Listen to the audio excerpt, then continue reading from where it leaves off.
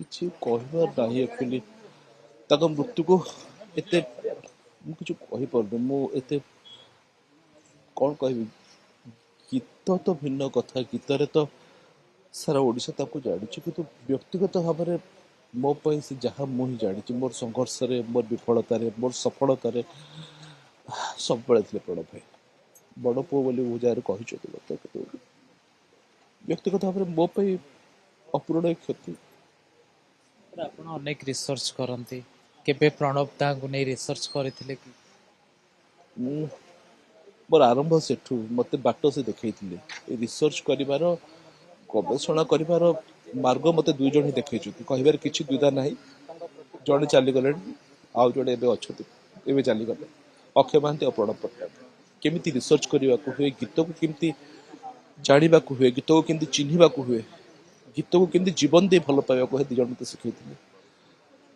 ସେମାନେ ଗଲା ପରେ ମୋତେ ଲାଗୁଛି ମୋ ଗୀତରୁ ଜୀବନ ଚାଲିଯାଇଛି। ମୁଁ କିଛି କହିପାରୁନାହିଁ ଏ ମୁହୂର୍ତ୍ତରେ। ତାଙ୍କ ଗୀତ, ତାଙ୍କ ସ୍ୱର ସ୍ୱତନ୍ତ୍ର, ତାଙ୍କ ସ୍ଥାନ ନେବା ଆଉ କେହି ବୋଧେ ସମ୍ଭବ ନୁହଁ। ପ୍ରଣବ ପଟ୍ଟନାୟକକୁ ଆଉ କେହି ଛୁଇଁ ବି ପାରିବେନି। ପ୍ରଣବ ପଟ୍ଟନାୟକ ବ୍ୟତିରେକେ ଓଡ଼ିଶା କ'ଣ ହରେଇଲା ତାହା ଭିନ୍ନ କଥା। ହରେଇଛି ତ ବହୁତ କିଛି, କିନ୍ତୁ ବ୍ୟକ୍ତିଗତ ଭାବରେ ମୁଁ ବହୁତ ହରେଇଛି। ମୋତେ ଜୀବନ ଥିବା ଯାଏ ତ ଏ ଶୋକ, ଏ ଦୁଃଖ ରହିବ।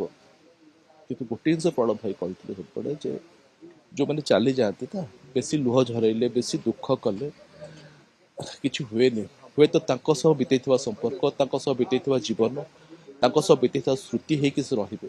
ସେ ସବୁବେଳେ ପାଖରେ ପାଖରେ ରହିବେ, ସେମିତି ଗୁଣଗୁଣ ଗୀତ ହେଇକି ରହିବେ।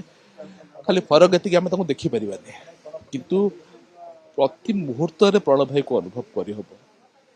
ପ୍ରଣବ ଭାଇର ଗୀତ, ପ୍ରଣବ ଭାଇର ଜୀବନଶୈଳୀ, ଯେମିତି ସେ ପିନ୍ଧୁଥିଲେ, ଏକଦମ ଚକାଚକ ଡ୍ରେସ୍ ପିନ୍ଧିବେ, ଏତେ ସମ୍ଭ୍ରାନ୍ତ ଠାଣିରେ ବଞ୍ଚିବାର ଶୈଳୀ ସେ ବହୁତ ଜଣଙ୍କୁ ଶିଖେଇଛନ୍ତି।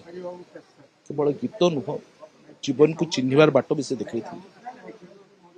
ଆଉ କିଛି କହିପାରିବିନି, ଆଉ କିଛି କହିପାରିବିନି। ସେ ବହୁତ 60 ବର୍ଷରୁ ଉର୍ଦ୍ଧ୍ୱ ଓଡ଼ିଆ ଗୀତର ଅର୍ଦ୍ଧ ଶତାବ୍ଦୀର ଇତିହାସଠୁ ବି ବହୁତ ବଡ଼ ତାଙ୍କର ଅବଦାନ।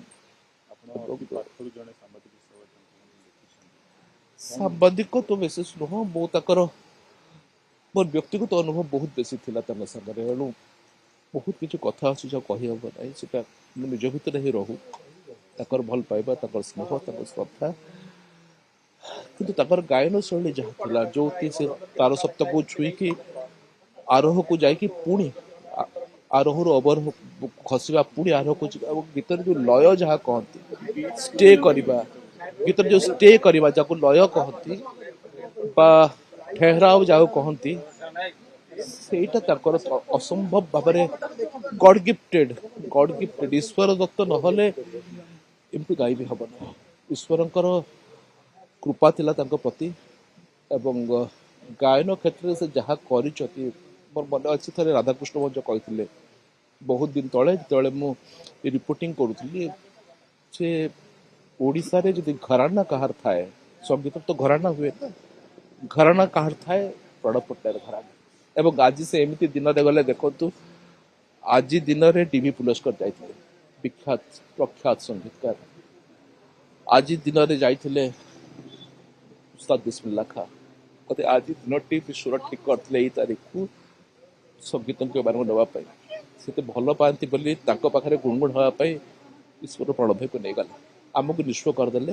କିନ୍ତୁ ଯେତିକି ଗୀତ ପ୍ରଣବ ଭାଇ ଛାଡ଼ିକି ଯାଇଛନ୍ତି, ଯେତିକି ସ୍ୱର ଛାଡ଼ିକି ଯାଇଛନ୍ତି, ଜୀବନ ଥିବା ପର୍ଯ୍ୟନ୍ତ ସ୍ୱର ସାଗର ରହିବ। କେବଳ ମୋର ନୁହଁ, ସାରା ଓଡ଼ିଶାର ଯେଉଁମାନେ ଗୀତକୁ ଏତେ ଟିକେ ବି ଭଲ ପାଆନ୍ତି ନା, ତାଙ୍କ ପାଖରେ ପ୍ରଣବ ଭାଇ ସେମିତି ଥିବେ ସବୁଦିନ, ସେମିତି ଗୁଣଗୁଣ ହେଇକି, ସେମିତି ହେଇକି।